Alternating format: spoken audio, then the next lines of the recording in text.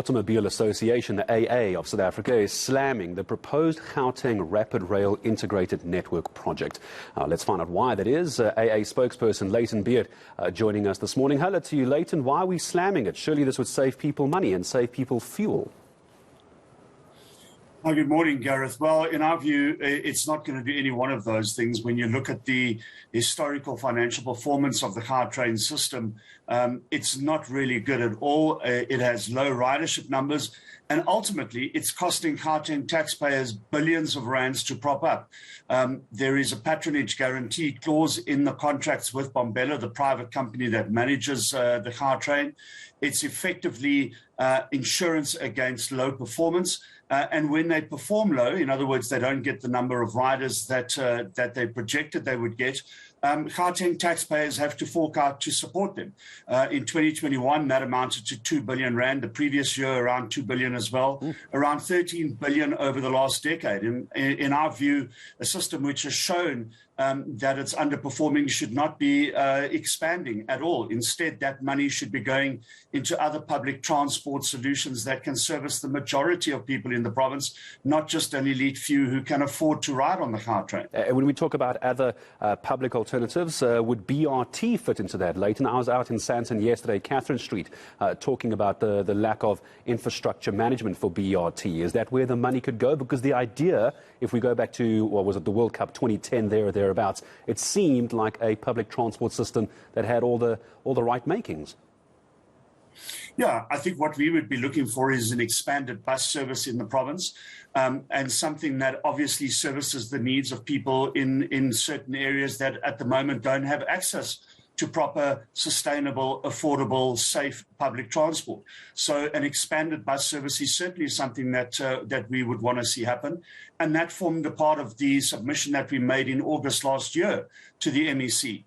Sadly, it appears that our very detailed submission on the extensions was not read, and there's no mention of any of the issues that we've raised in that submission. But the point that you're making about an expanded bus service was certainly very prominent in that submission, Gareth. So let's go back to Gautrain for a moment then. So let's suggest for a moment the expansion is halted. What happens to all that infrastructure? As you mentioned, Layton, right now it's barely able to keep enough clients, enough riders, I think is the word you used, to pay for itself. Expansion aside, is Gautrain still a very good idea as far as just keeping at its bare bones? It's still not making money. No, and I mean, Gareth, the point that we've made as well over a period of time is that the Gautrain effectively is a white elephant. Yeah, you have a system that has cost billions of rands to establish. It's costing billions of rands to keep going on an annual basis. And it's becoming more expensive every year. It caters for people who already have mobility solutions in the form of vehicles.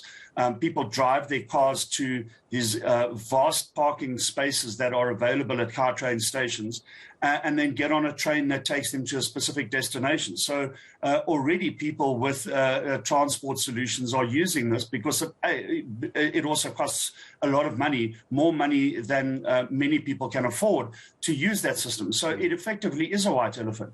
Certainly, I think if the extensions are halted, we would like to see a situation where the Gautrain becomes a lot more affordable for people to use. But effectively, Gareth, it's for us a white elephant at the moment. And where does this fight go to next? You mentioned the MEC that discussions were had, proposals were put forward. That was August last year. We're almost a year later. Not much has happened there. How do you escalate this? What's the next rung of the ladder that you have to run up?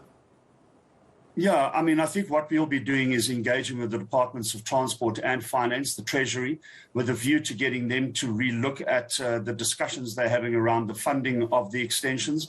We'll also be approaching the Standing Committee on Finance and the Portfolio Committee on Transport in Parliament, raising our concerns with them.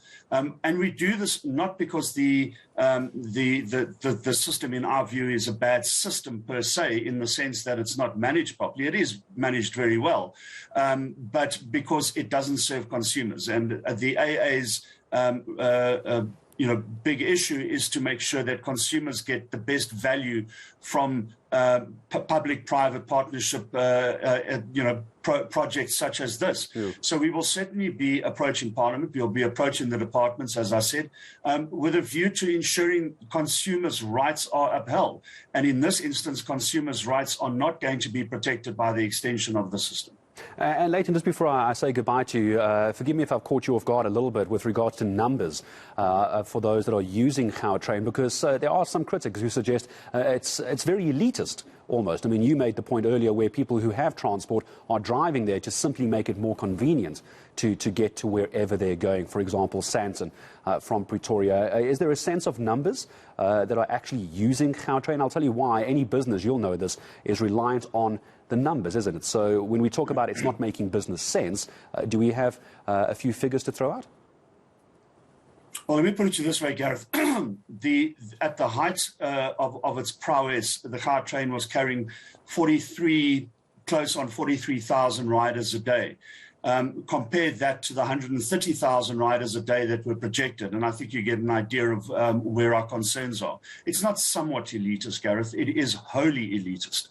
It's an expensive system. It caters for people who, like I said, who already have transport and mobility solutions, and it totally disregards the mobility needs of the majority of people who, in many instances, don't have access to any form of proper public transport.